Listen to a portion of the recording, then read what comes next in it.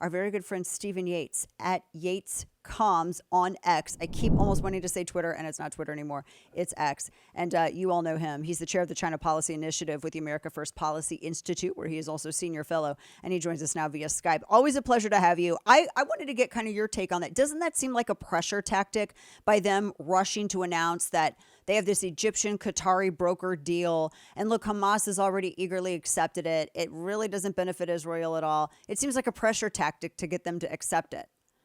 Yeah, it's almost as if the broader Middle East, perhaps, together with the woke movement on campus and our media, are all working together to put pressure on Israel to accept something that obviously it doesn't meet sort of the common sense threshold of you attacked us and took a bunch of our people.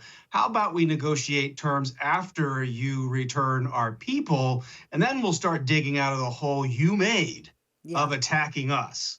And I also really have a hard time putting pressure on another country to do what I, as an American, would never do, which is to accept that part of our sovereign territory doesn't belong to us.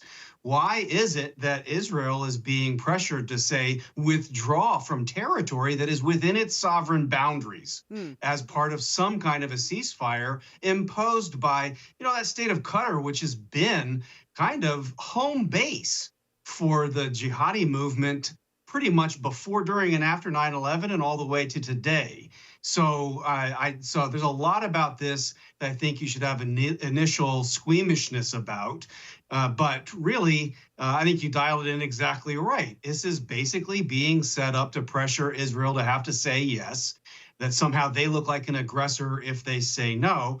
And of course, the announcement came just moments after Israelis tried to do the humane thing to warn civilians to get out of Dodge, away from the terrorists, because we've got to come in and rid them of them. Right, right. And it's weird, too, this floating pier that it was going to be 230 million. Now it's 320 million. And it was being mortared last week. And it's odd to demand, and I wasn't aware of this right when I guess it first came out, that the IDF was supposed to protect our boots on the ground that are providing aid to the enemy of our only ally over there. That's a really weird setup. Every part of this is weird because it defies common sense. It ignores fundamental principles of you have an ally with sovereignty that was attacked by not just an organization that the Israelis call terrorist. Most of the world, under even the ridiculous UN system, have called this organization a terrorist organization. And so when you start deviating from common sense and what you know to be true, of course you're going to end up with weird outcomes, and that's what this represents. Weird outcome also. I don't know what outcome is to be expected with Xi Jinping in France. That's kind of unusual for him to be there, right? I mean, he doesn't normally, he usually goes to super commie-friendly places. Well, I mean, I guess they're, going to meet Macron. I guess that would be commie friendly. The last place, San Francisco, that's pretty commie friendly. I mean, we literally flew the flag for him. But what is it? He's meeting with Macron. Macron's apparently it's trade and Ukraine. I find that interesting that Macron's talking with him about Ukraine. What do you make of this? What do you think is going to come from this? Well, it comes on the heels of Secretary Blinken going to China to give yet another warning that it's unacceptable for China to be doing what it's been doing for 2.5 years, which is aiding and abetting the Russian invasion of Ukraine. We had our officials try to pretend as if that was a red line, pretend as if we didn't know. And so as the global conversation sort of gains momentum that, hey, maybe some sanctions will be imposed on China for doing this because Europeans somehow had a conscience catch up with them from behind on this. So I think that she is going there to solidify the usual old European deal of, you're not really going to sanction us, are you? And how about we give you a little bit more sugar on the economic front, and we can continue to act with impunity, whether it's persecuting Uyghurs in the Xinjiang concentration forced labor camps or threatening Taiwan. You're not going to help with that, are you? That's a very good point. Talking with our good friend Stephen Yates at Yates Comms, because I know that, I mean, it always, I always kind of grit my teeth whenever I see headlines of China pursuing trade expansion with EU nations. And I know there's a contingent of the EU, I guess the more conservative minded members that have they, I guess, form their conservative portion of the European Union that are trying to reduce Chinese involvement with regards to economics in their countries and reduce trade. I was reading headlines about, China trying to get more and more involved with EVs in Italy and et cetera, et cetera. Is this something that, do you think that this, where is that at? Are they at like a Yeah. stalemate? Is that gaining momentum? Because so many of these are our allies. And the last thing that I want to see is, as Russia, I feel like wanes, China is taking that role that Russia once occupied during the 80s Cold War. And I just don't want to see one bad guy wane only for a new bad guy to take their spot, empowered by business ties with the EU. Well, there's two things that the Chinese Communist Party does better than the Russians have, and the Russians tried for a long time. That's increasing economic leverage and sowing division. Better than the Russians. That's Yeah, the sowing Russians division. do that, but the Chinese do it better. Wow. And even among the conservatives in Europe, there are divisions that Xi Jinping on this very visit is trying to accentuate. There's a lot that's going on in Hungary that I find interesting and something that I can work with. And yet the leader there is openly embracing China as an investor and part of its economic supply chain. At the same time, you have Poland, who's also on the right side of things in a number of ways, screaming that this EV push is going to disenfranchise a lot of their workforce that has been built into the combustion engine supply chain. And so that is an area where China sows divisions. You have parts of Europe, even the freer parts, more traditional family values parts of Europe, that are divided on this. And so Xi shows up and sows those divisions to his advantage. It weakens the sort of sense that, hey, you know what? We don't like what China and Russia and Iran and others are trying to do.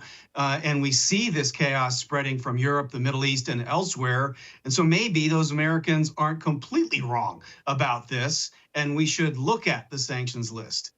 So even just getting that on the conversation table, like Blinken has tried, I think has pushed this engagement. And Xi Jinping doesn't travel that much anymore. Mm-hmm. So I think this was motivated by that conversation.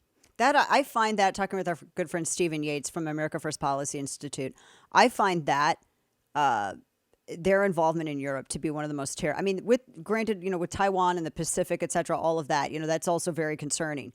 I find they're gaining so much ground. And what you just touched on, people that and I've seen like different conservative groups in the United States make overtures to these other conservative leaders and make these alliances. But at the same time, like you just said with Hungary, their conservative leadership is, making these inroads with China. And they don't look at China as the geopolitical foe that we, the United States, do. So this could completely upend everything that we thought of in terms of, who our geopolitical alliances are in that part of the world.